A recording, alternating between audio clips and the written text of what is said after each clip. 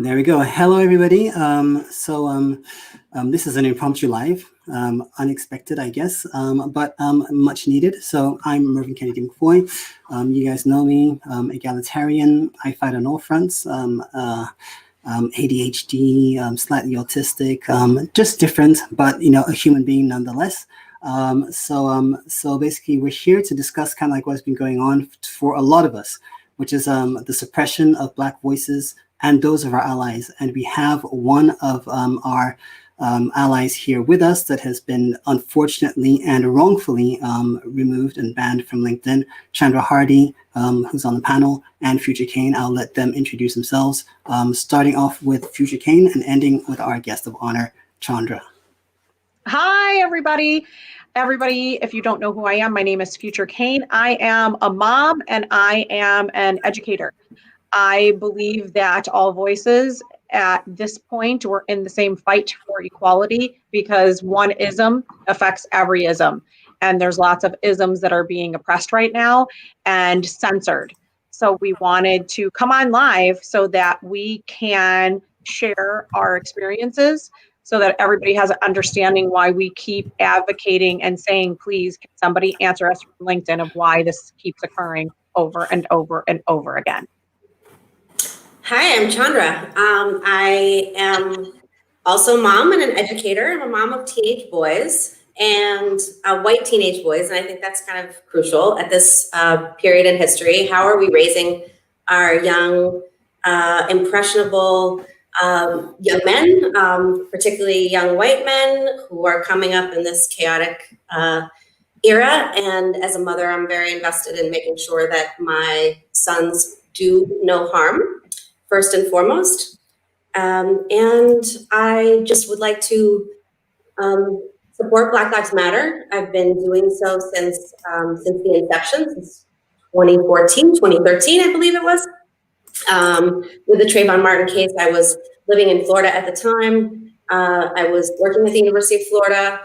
In 2017, I saw neo-Nazis march on my campus following Charlottesville. And it changed me. And I realized that I wanted to be a voice of some kind in the movement and be, like you say, an ally. I've been really appreciative of the welcome that I've received from folks in terms of the message that I'm about. So there we go. So basically, like, I mean, one thing that is, what I say, quite apparent, and I think that a lot of us have been experiencing, is the fact that our voices are being suppressed. That basically also, can you hear me? Yes. Mm-hmm. Yep. We can't hear anymore. I can hear you. I can hear you. Okay, okay, cool. Yeah, sorry. It's just I was watching the screen on what was going on LinkedIn Live itself. But basically, what is happening is is that we're noticing some kind of glitches with the algorithms. Me personally, I don't know what it's been like for you, Future, but I'm getting updates of people's posts 1 week afterwards. Sometimes I'm not able to comment on certain posts. And that's kind of what's happened for me. Chandra, were you getting any kind of glitches towards the end, also on your posts, or seeing low engagement? What kind of things are happening for you? I didn't see anything algorithmically. I just noticed that on Monday, I think it was, I attempted to log on via my app on my phone, and I got a message saying that I had been temporarily, I forget the language they used, but restricted or something like that. And I looked in my junk mail to see if I'd gotten an email to explain why I had been restricted, especially since I was receiving a lot of vitriolic comments from a variety of folks whose accounts remain active on the site. So it's a bit confusing. I do say things that provoke conversation, and some might deem them controversial.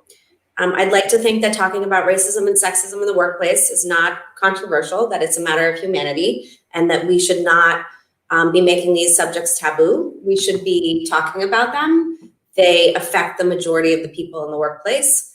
And so I would like to continue to have this dialogue. Perhaps there are ways in which I can refine and deliver my message more effectively. I'm certainly open to feedback, and I think that that's one thing that allies need to prepare themselves for, is that you are going to be held accountable. You're going to, if you misstep, you'll be told so, and hopefully it'll be in a a way that doesn't perhaps bring out that white fragility sometimes, but it's been really quite an evolution to have the mirror held up, to have suddenly conversations that I never had before with white friends, who are saying, wow, I as a school teacher, as an educator, I didn't realize that I wasn't supposed to be colorblind, that I am supposed to acknowledge people's identities. And though it's a little bit racism 101, I'm fortunate that we're having racism 101. At any level, I will meet you where you're at. And I'm really not, I'm not as interested in conflict as people think. I am interested in meaningful dialogue, but sometimes I will say things to provoke thought, and I rarely have regrets about what I say. Perhaps I have regrets about the way it's perceived. And again, I think all great leaders should consider their message, how to refine it. You never want to undermine the work that others have done before you, and be respectful as an ally. But I've received a lot of support, and I'm very thankful for that. So I thank everyone. I thank my network, and I miss my network. I have to say, I would wake up with you all, and I would go to bed with you all. Okay, not and I miss that sense of community. I'm disconnected in a lot of ways, like a lot of people live somewhat isolated life, and it was really nice to be able to connect with like-minded people. And so I would like to be back on the platform and reconnect with folks.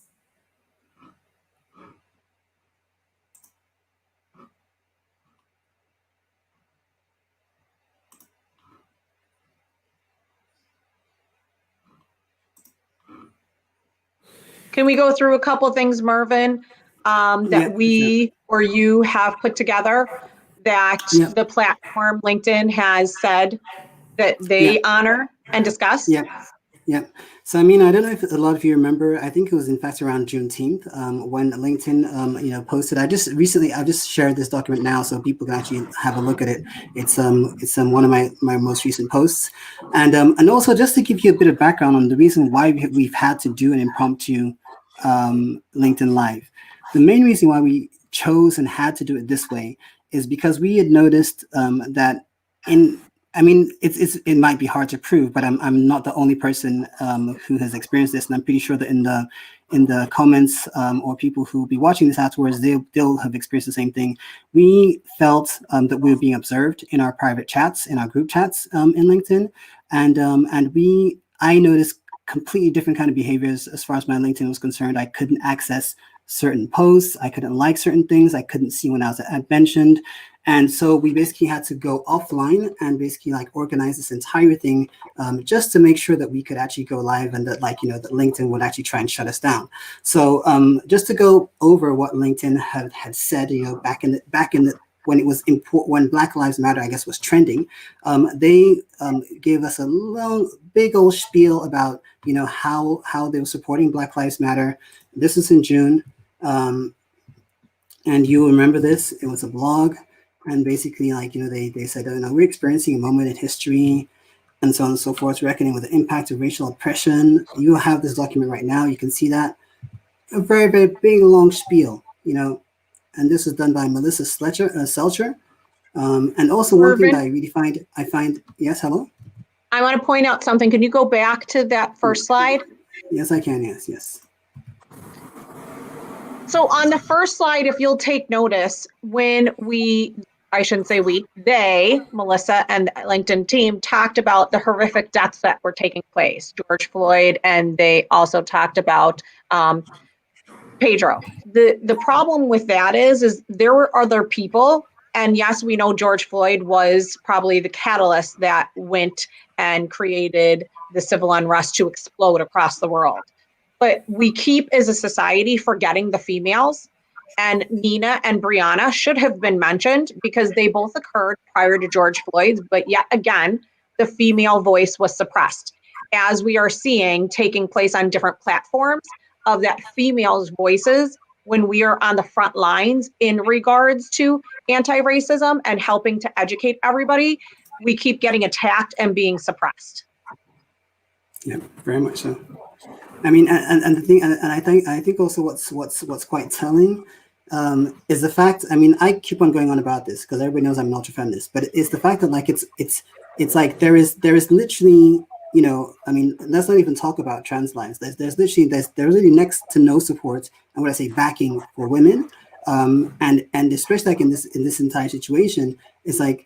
It's the same kind of what I say. It's kind of like what I say. The LinkedIn is reserving its judgment, or what I say, or its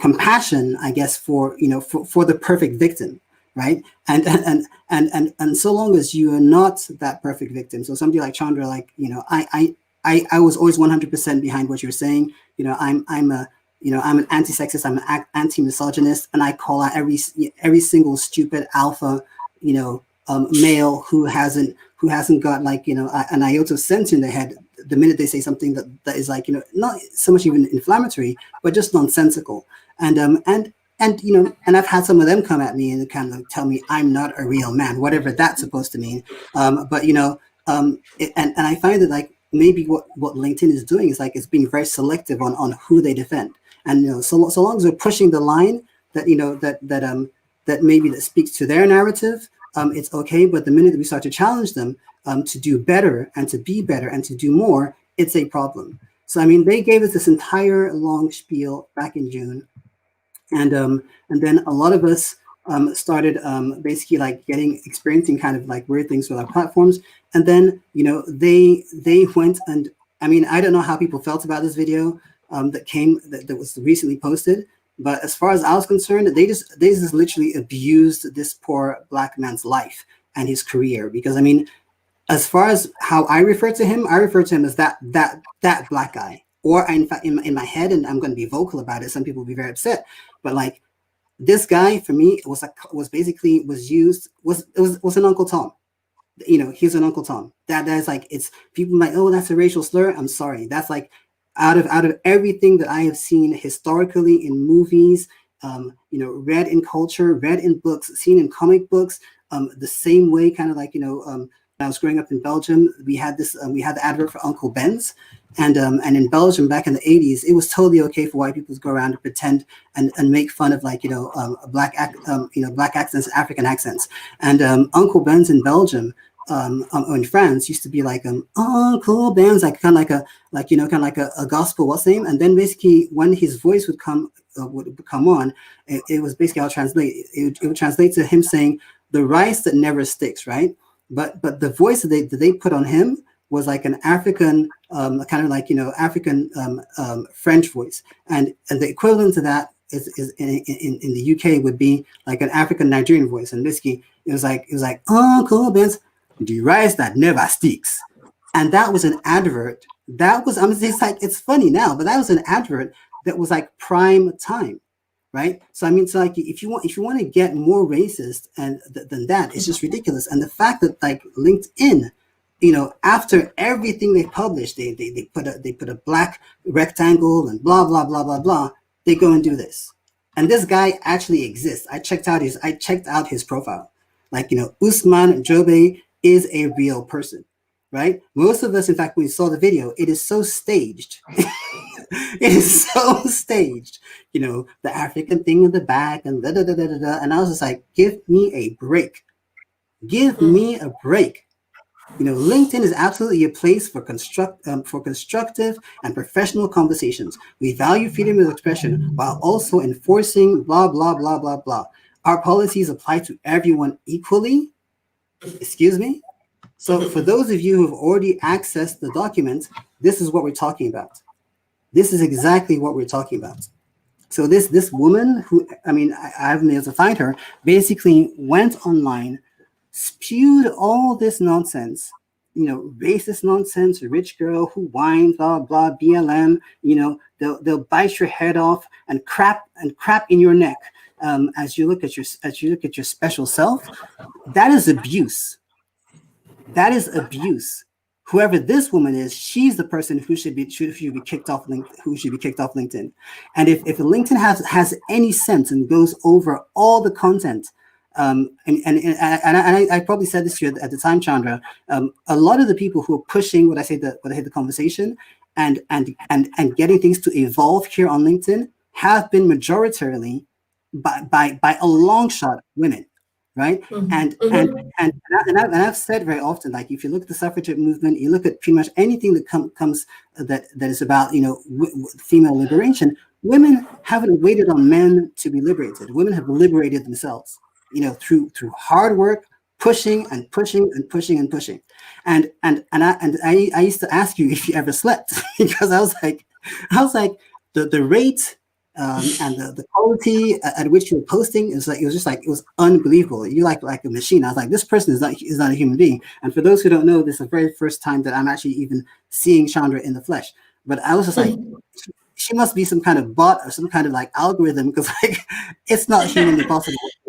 And so if we go over your content, we can see that you shared a lot of quality stuff, the stuff that to challenge people to think, to do better, to inspect and reflect upon the biases and so on and so forth.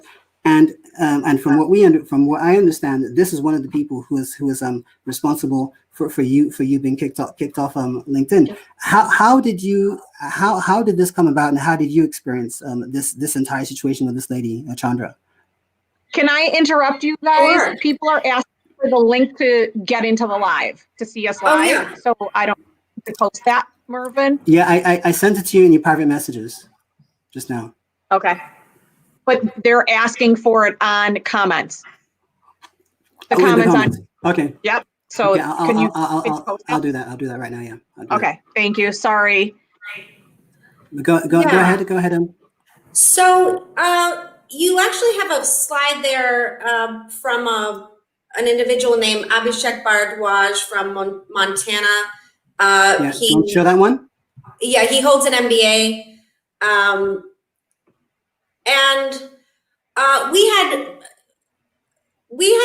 had been taunting me for quite some time with regard to my political leanings. He made it known that he was a Trump supporter. He harassed me through messages. He demanded, but he further demanded that I connect with him. He said he was supportive of Black Lives Matter, but he also would frequently just taunt me viciously. And so I refused to connect with him. Goes without saying that I wouldn't be disrespected in such a way. Any self-respecting person would not connect with someone who's been treated that way. So I didn't. And as a result, he attacked me through messages, as you can see there. So I responded by letting him know that I have experienced racism and sexism from a variety of people, of all walks of life, all colors and all genders. And so I was certainly put off by his comments. My reaction may have been different if I hadn't felt such an attack, right, coming from him. But I did get defensive. And I did say that I have experienced racism and sexism. I didn't say it in the nicest of ways. I said Indian men are racist, can be very racist and sexist. And I will say that about white men. I will say that Black men can be sexist. I'm sort of equal opportunity on the calling out. So wherever I see racism and sexism, regardless of who the individual is, I'm going to talk about it. And so he then reached out to, I believe, someone in his network whose name is David Winkler. I don't think you have a slide from David Winkler, but I'll give you a little background on him. He's he's a man of color. He describes himself as half Black and half Puerto Rican. He, however, runs a DJ radio show, is a host to a radio show in New Jersey. And it's an extreme right-wing Trump propagandist radio show. If he had come to the table in good faith and not been so vicious in his attacks, this David Winkler, and hadn't then broadcasted the private conversation that Abhishek and I had, it didn't need to go public, but he did want to antagonize, and he was looking for a way to nail me for my support of Black Lives Matter. He's been very vocal about the fact that he believes that I'm inauthentic in my support. He's made all kinds of character assassinations, but he's just someone who wants to provoke. And so he posted these comments. I provided what you see there from Abhishek as context, because I really did think it was important that this didn't just come out of the blue. And though if I could perhaps go back and choose my words perhaps a little more carefully, maybe I would have. There's always room for improvement. There's room to refine one's message. But overall, I'm not going to be polite about racism and sexism, not in the workplace, not anywhere. So I'm not polite about it. And I am rough around the edges. And frankly, people are not used to hearing a woman express the way I do. But men express all the time in a similar fashion without consequence. If you look at the World Economic Forum research, women, and particularly women of color, no doubt, are punished much more than men in the workplace for similar offenses. So we have data on this. We have research on this. There's no question about that. And the decision of LinkedIn to restrict my access, by the way, at a time when I am job searching, I find that to be, when I was simply responding to my own mistreatment, I find that to be particularly unjust. And at a time when we are really talking about justice for women and people of color, and lots of other groups. So we should be talking about an equitable space. LinkedIn should be an equitable space. If I'm going to be restricted, then Abhishek with his viciousness, David Winkler, and sadly a white woman who happens to share similar ancestry with me, but who clearly does not support Black lives. And actually, if you want to refer to her comments, I think that's about as low as it gets in terms of my experience with vitriol on LinkedIn. She actually described me as a sex slave. You'll see that, I believe, there.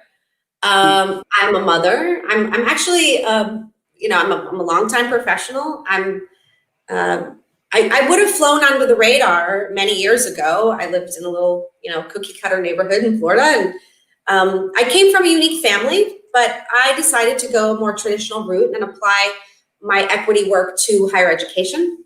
So I've worked at 2 major public research universities. I've seen racism, systemic racism displayed boldly out in the open in terms of job searches, in terms of my own administration of a program, and seeing what happens within that sort of sphere, and trying to improve access to programs, but receiving resistance typically from white people.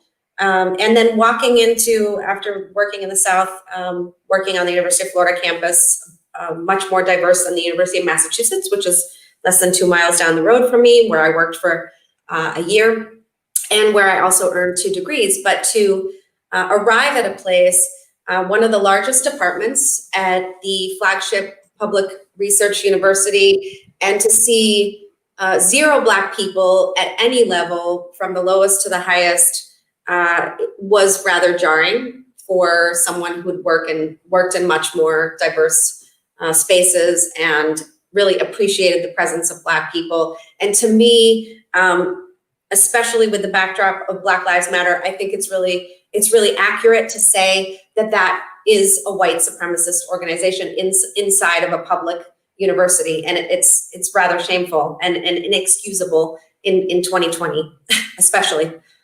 So I'm here for a lot of reasons, but I'm just confused about why I would be censored and why these other folks clearly have not been. How do we, make it a space where women and people of color can feel like they have at least a corner? and I don't even think we have that at this point. So.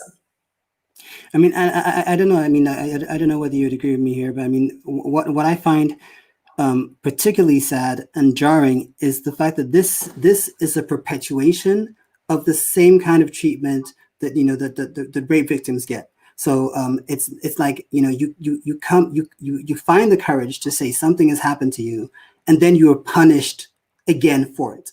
And that's the reason also, like, well, I made the presentation the way I did, because this guy gets off scot-free. The woman who also, she gets off scot-free. And that's because this narrative, as far as I'm concerned, that people spiel out, it's something I talk about in private, but something I'll talk about not publicly. It's not because there's a majority of people who think a certain way that majority becomes the truth, right? I always say lemmings to the sea. If a whole bunch of people are throwing themselves off a cliff, are you going to do the same thing because, well, everybody agrees that's the thing to do right now? No, it isn't. And we live in a normative, cisgender, heterosexist society, ableist society that basically navel gazes, that goes around thinking, hey, everybody's right-handed, everybody's cisgender, everybody is neurotypical, everybody is completely able-bodied. No, it isn't that way. And the things like these companies who claim to be diverse, who claim to create products for everybody else, for everybody and include everybody, the minute you start pointing the finger at them and saying, you're not doing your job, or as you did, Chandra, to an institution, saying you are falling way short of of the performative speech that you're talking about, and the numbers are there. I can't see no Black people around me. I can't, I don't see them gaining access. All of a sudden, when you're actually towing the line, for the narrative, you become a problem. That is just well, crazy. Here's what I want to add to LinkedIn. We keep asking you, and we've been asking for months. Let me repeat that again. We've asked politely for months for you to please come meet with us. I haven't been that polite. We want you to. Okay. Well, I've been very polite in my request by requesting to meet with you. And we want to meet with you because you supposedly say and write on paper for everybody, the world to see, that you are standing in diversity and you value equity and you are transparent. However, we then see a Black man who did a video. However, Aisha Joseph posted it. We know what your executive group looks like, and we know the lack of diversity that LinkedIn has. So therefore, you then pick one of your few diverse to do the video. In addition to that, we keep telling you, and there's a lot of us who keep saying, can somebody please answer this? So if you say you truly value equity and you value voices, then why are our voices not being heard? And why do you not want to be transparent and just come on and have a conversation instead of trying to pick individual people and have individual quiet conversations behind back doors with those you feel the Oz of the great Oz of the Wizard can meet with? Why isn't it for everybody to see is the big question. And so we'll bring it to you. We will ask politely again, can you please meet with us? Because there's numerous people that keep saying, I can't even see certain posts of people for weeks. a week. And Mervin has said the same thing. I know Tara just came on and said that she wasn't seeing something for a couple hours. I'm not even worried about a couple hours. I'm saying I'm not even get people's posts till a week after. In addition to, we can't, there's been several comments I couldn't even make. I couldn't even react to show my support. And then I know what the fallacy is going to be. It's going to be the algorithms again. However, I'm going to also say all the algorithms that you want to say it's because are created by humans. So therefore, it's a human bias error or something is happening because the humans create the codes. There we go.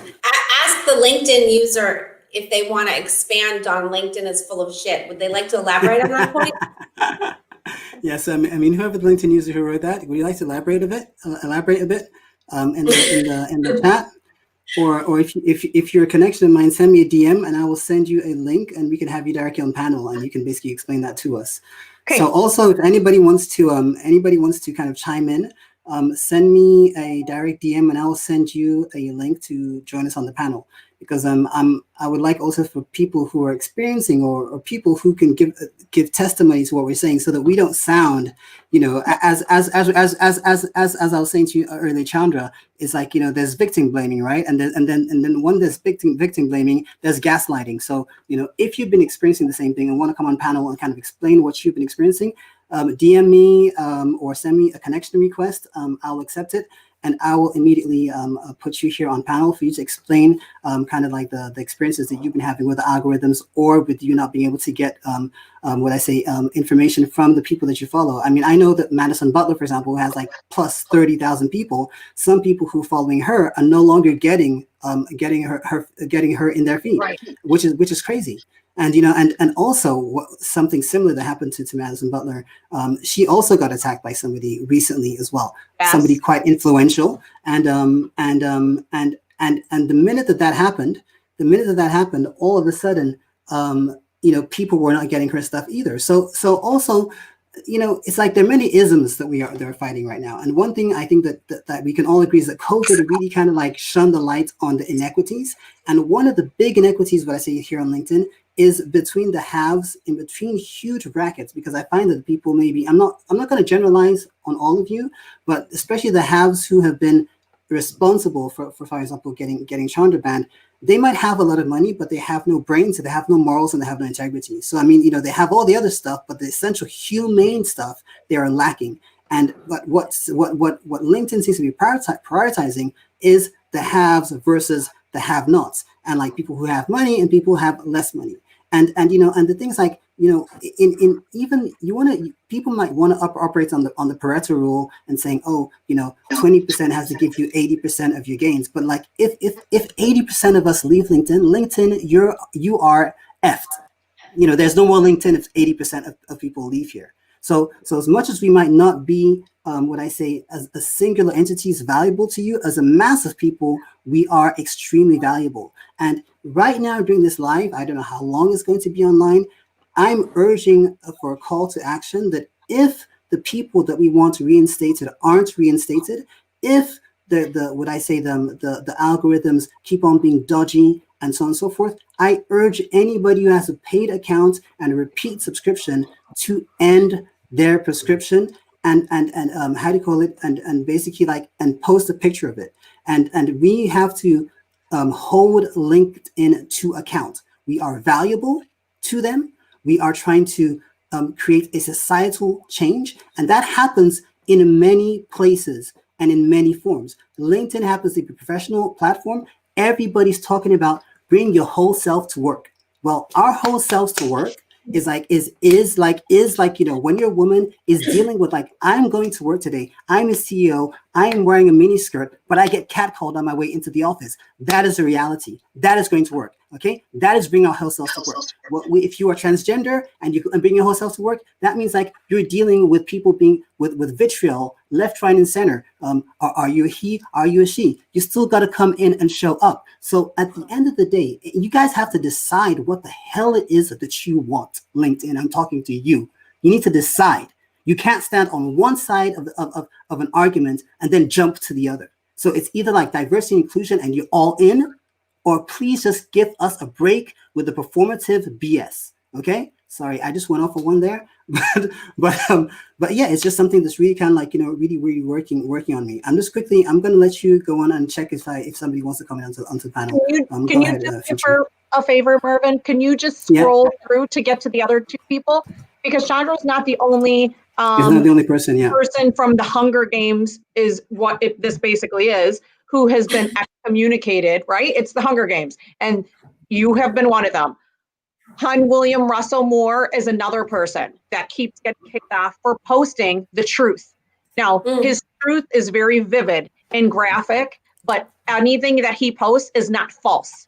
The videos are all very real and taking place in our society nowadays. And I know people want to say that ignorance is bliss. And the reality is, in the civil unrest, people have seen that ignorance is no longer bliss, because there's lots of knowledge out there that we're dropping bombs on, and we're giving you factual information, and that knowledge is very painful. And I think for some people, the knowledge is too painful. They don't want to see it. So therefore, Hun William Russell, we want you to reinstate him. And could you go to the next one? Yeah, no problems. Yeah. Colin Jameson is another person that he was a Hunger Game excommunicated from LinkedIn too.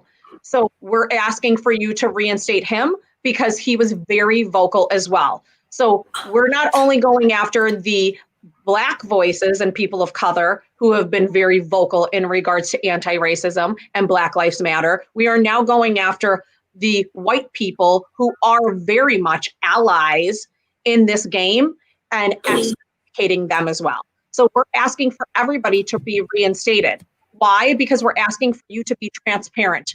We're asking, if you're going to be transparent and excommunicate people in the Hunger Games, then why are you not telling them their why? At least show them the screenshot of why they're being kicked off. People have to guess and go through all these loopholes of what did I do so that I could be back into LinkedIn. So why not give them their why? That's so important to people, the why. So give them their why so they know what they can do or what post it was, so that, you know what, we don't make the same mistake. It's called restorative practices. You address the harm that was caused in order to move forward. However, you don't want to choose to do that. You're choosing to leave people to guess and surmise what it is. And that's not what it should be if we're going to be. Okay. And also, I just want to go to the banner. Yeah, go ahead. Let's address Dr. Kimya Dennis, because first of all, I want to say that I got by on my white privilege for a long time, I feel like, because my anti-racist colleagues, friends, connections seem to have vanished much earlier, of color, women of color in particular. Dr. Kimya was one. I think there were others, obviously, that we know of. But yeah. I mean, and the thing, I think that's because when we were preparing this, I was speaking to Future about it, and one of the things that really struck me is how there is what I say. There are two things that are diametrically opposed, right? There's everything that LinkedIn has talked about. We want to support Black lives, and we're trying to dismantle, white supremacy, and we're trying to be anti-racist. Whereas every single practice, as you just pointed out with Dr. Kimya Dennis, is like that they have shown is to uphold the system that they're claiming that they want to bring down, because it's like first and foremost, who are the people who are oppressed? People don't like this comparison, but I make it all the time because it is the only one. You can argue till the cows come home, but this is the only thing that is it's not a matter of making worse. It's comparable to the Holocaust, it's comparable to slavery, and the one thing that that kind of seems to go under the radar, and that's probably because there are only 19 countries in the entire world that are run by women, is the oppression and the systemic killing of women the world over. If you're not being raped, you're being forced to be married. If you're not being forced to be married, you're being traded for sex. If that is not happening, it's femicide. If it's not femicide, it is like how do you call it? Domestic violence. And women die in swathes, left, right, and center every single day, and nothing is done about it. And and the trend here that we're seeing, as Chandra just showed, is like beyond just Dr. Kimmy Dennis. You notice that the people who are disappearing were who? Were the Black women. And for me, this is just reminiscent of exactly what happened during the times of slavery that everybody claims are over. It is not. This is just another form of that, and it's the same. It's just, and the what I say, the ill treatment and disregard for women and women's and Black women's lives is just the continuation of sexism and misogyny. And so we're often there talking about, oh my gosh, we've come such a long way. But no, we haven't, because so as long as you have companies as big as LinkedIn who are dealing in these practices, they're upholding the very thing that they claim to be wanting to fight. I mean, that's all I can see. It's we've been talking diversity inclusion now for months and months, and one thing that everybody talks about, it's a very simple concept. Don't focus on intent, focus on impact. So despite LinkedIn's intent, the impact is that of upholding, through the practices that they're having right now, white supremacy and ideologies of slavery and exploitation, not only of Black women, but also of women in general. So, I mean, the expectation, please do not write 2 pages of BS and then say, when we say Black Lives Matter, we say Black Lives, it means something, because all your actions and the impact show that it does not. It does not at all. Equity equals action, right? And we're not talking about actions of just writing on your LinkedIn page. This is what we're doing. We're asking to see what actions you've actually taken in place. And if you value us as people that are choosing to be on your website, then I don't understand why you wouldn't say, we want to hear from the people that keep speaking up, that these things are happening to them, that they're being treated this way by other people, that maybe there's something we're not doing correctly, and why not hear from the voices that are speaking up on a daily basis to help educate other people. That's all we're asking for. And I don't think it's that difficult. We're just asking for you to look at the systems and the policies and the procedures that you've personally put in place, because that's where the change begins. And we're saying some of those systems are status quo, and are you going to change them? That's the question. Because at the end of the day, I think you have the last slide, Mervin. Yeah. The question I keep asking every single person that I'm interacting with on LinkedIn in this moment of history, because this will be in the history books. We will be reading this to our grandchildren, our children, whoever. The question for you, LinkedIn, is what do you stand for? And what is your legacy going to be? Is your legacy going to be LinkedIn blew up and we didn't support the people of color that we said we did when we wrote our article? Or is it going to be, you know what, we're going to hear the people. And as painful as the knowledge will be, it will make us a better LinkedIn, and we value them, and we'll move forward to become even greater than we are today. And also, just to end, I actually prepared this slide a long time ago. So it is pretty much how I feel we are being treated here on LinkedIn. Some of you would have already seen it because I shared the document fully. Is how I feel that, kind of like what is going on LinkedIn, and kind of how us as Black, brown people who are marginalized are taking on the sentiments. And people who came before us, the John F. Kennedys, Martin Luther Kings, they gave their lives for this. And today, what we're going through, yes, it might be just somebody being banned or being removed from LinkedIn, but it's just other forms of pretty much the same thing.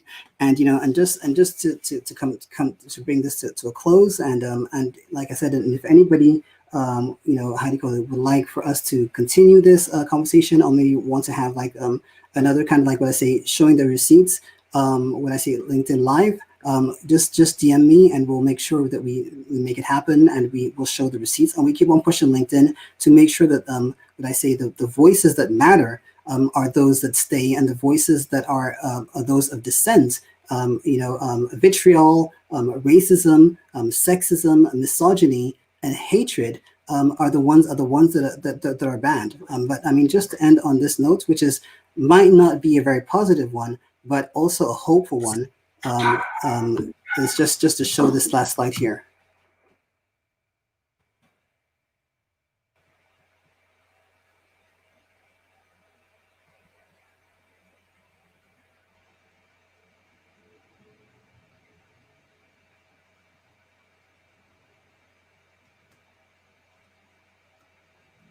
And these are all people that that we don't know why they lost their lives, right? But I know, like Viola Luiso, she marched, I think, with the activists, and she was killed by the Ku Klux Klan. If anybody knows a little bit about John F. Kennedy, you would have seen countless pictures of him and Martin Luther King together, and they probably would have changed the world. Sadie Roberts, as well, a huge activist. She was found dead, and in the back of her Cadillac, I think it was. Fred Hampton, also a very vocal person who would have changed the world. Malcolm X, you all know. Martin Luther King Jr., you all know. So I mean, at the end of the day, for me, what LinkedIn is doing, what LinkedIn is doing is murdering the voices that matter. That's, I mean, I don't care how you take it, LinkedIn. I don't care. I don't give an F. But that is what you're doing. That is what you're doing by silencing people like Chandra Hardy, Colin Jameson, Russell Moore, and others. How do you call it, Dr. Dennis? That is what you're doing. You are murdering the freedom fighters, but just digitally. And the difference is that today, people like myself, Future, Chandra, wherever, if you murder us, once in a while, the freedom fighting will continue. The freedom fighting will continue, and others will come and they'll pick up the mantle from where we've left off. So we're asking you, on what side of history do you want to be? Are you the anonymous people who are hidden in some tower with a long-range gun, murdering us? Or are you the people who are the saviors? Are you the bodyguards who put yourselves between us and that bullet? Which are you? Which will you choose to be? That's pretty much what I'm going to end on. I don't know how you guys want to close. I'll go next, Chandra, so you could close. I just want to say you have to have your own self-awareness, right? You have to come to the table and say, who am I? And you have to sit with yourself and the guilt and the shame and the other maybe not so great emotions that will come up, and move through that so that today we're only in competition with ourselves, and to be a better you personally and professionally tomorrow. So I want people at LinkedIn to sit with that. I want people at LinkedIn to consider our voices. And again, we are very happy to meet with you because this has been happening for months. For months and months and months, we've been saying it loudly and we've been saying it clearly. And we've been tagging you in the posts so that you can see them and you can hear our voices, but you refuse to answer. I'm also hoping we have many supporters. I just want to say thank you. Thank you for being allies. Thank you for supporting and reacting and commenting and sharing, because if it wasn't for you, we wouldn't be making the reaches to everybody that we are. So we're making gains, and I appreciate you more than you know. So thank you. And I just want to tell everybody, stay healthy, be mindful, and stay positive, because we are in the middle of a mental marathon. Yeah, likewise, I would like to express my gratitude to my network, who has really been there for me through thick and thin. It actually it seems to ruffle feathers that I bring up that I am the daughter of a victim, of a murder victim.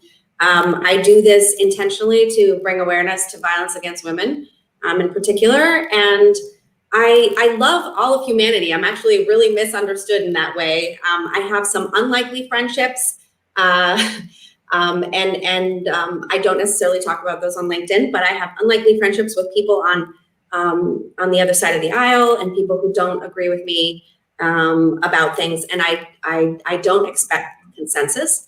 I appreciate particularly the women who inspire me, daily.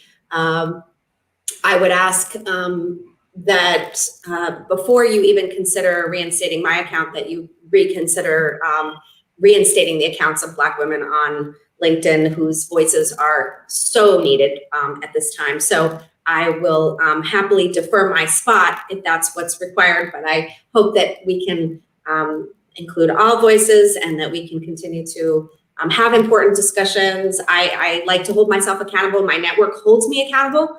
And that is actually a very important aspect to this role of being an ally. So I encourage that. Be willing to accept feedback as a white person and take it in and learn from it and be better and do better. So thanks, everyone. Yeah. Okay, just want to end with something that Curtis Gatson said. And he said, "Thank you for standing up for the hard right over the easy wrong." And we thank you, Curtis, and everybody else who joined this. And I invite you all to share this live and the document that I posted with as many people as you can. And also, I urge you for a call to action to write to LinkedIn Help. Send them the document. Write to them and say, or tag them to the document and let them know that, we want these people reinstated. We want Chandra reinstated. We want Colin reinstated. We want William Russell Moore reinstated. And we want that conversation. We want to know what the hell is going on and why it is that it's not just Black people. It's also all our white allies who want to be hearing from Madison, who want to be hearing from Chandra, who want to be hearing from Aisha Joseph, who want to be hearing from other DNI specialists, even non-DNI specialists, people who are just passionate about making sure that we make this, that we turn this opportunity into a win. That's what everybody wants. We want equity, equality, and representation for everyone. And also, last thing, it might be unrelated, but the fact that people are very selective about their activism, I guess each to their own. But the lack of engagement that I find that we're having with trans content on LinkedIn, we have to check ourselves, look ourselves in the mirror, and basically deal with that as well. Because I was saying to somebody on a private message, I think understanding and interacting with the trans community is one of our best shot at understanding probably the core and the essence of what intersectionality is. Because whether people are shifting from male to female or female to male, if that doesn't give you an insight into what intersectionality is, I don't know what will. So let's try and be equitable in our activism as well. With that being said, we wish you guys an excellent weekend, and let's keep on freedom fighting. They might murder a freedom fighter, but you can't murder freedom fighting. Okay, guys, so bye from me.